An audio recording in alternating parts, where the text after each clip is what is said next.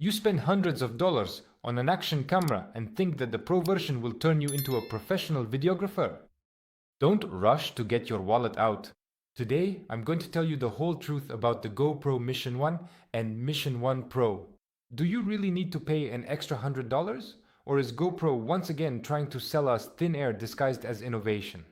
So, the new Mission 1 lineup was released just recently and has already caused a stir among bloggers, thrill seekers, and content creators. The basic Mission 1 costs $599.99, while the Pro version is $100 more expensive, which means $699.99. These cameras became an instant hit in the portable cinema camera niche, thanks to their huge 1-inch sensor and standard 14mm lens. But are these gadgets really worth the money, or is the brand just cashing in on its name? Let's figure this out. And let's start with the unboxing. Here, I immediately get a sense of déjà vu. As you can see, the boxes are absolutely identical except for a couple of inscriptions. These inscriptions, for example, are on the front, while the sides and back are exactly the same. Let's take a look inside. The package contents are also completely identical here. Let's open it up. And, as you can see, the camera itself will be inside. There's also a lot of paperwork and documentation. And let's just do a comparison. There will be a powerful new battery, which is already installed in our cameras. A removable lens hood. I'll show you now. I think this is it. Yes. A curved adhesive mount and a mounting buckle. There's also a screw, and there's also an attachment for each of these two cameras, plus a USB-C cable, and that's all. And as you can see, everything inside and outside this box is the same.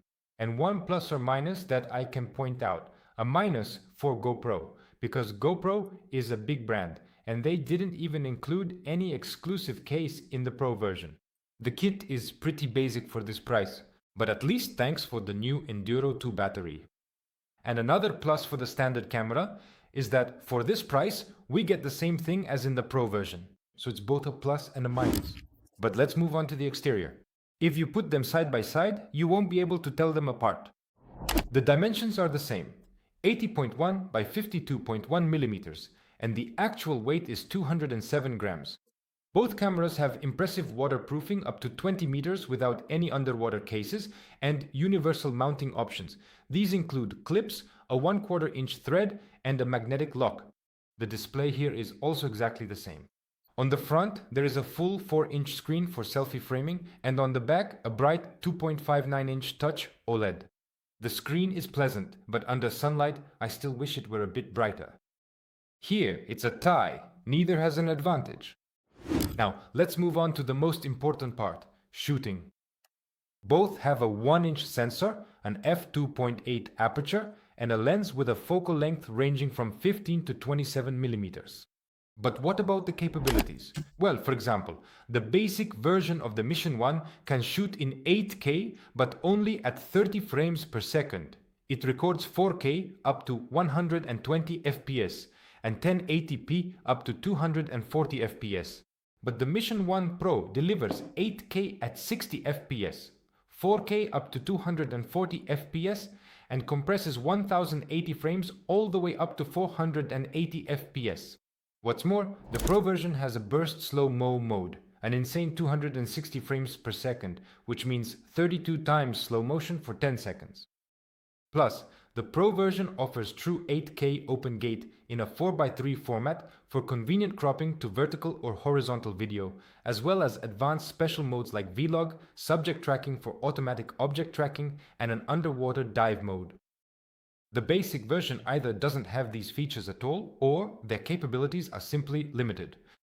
If you love creating epic slow motion shots, the basic version will simply hold you back. But let's take a look at what's under the hood. Both models are equipped with the new GP3 chip. It's fast, the menu doesn't lag, but the Pro version gets the most out of it thanks to dual AI modules for noise reduction in low light.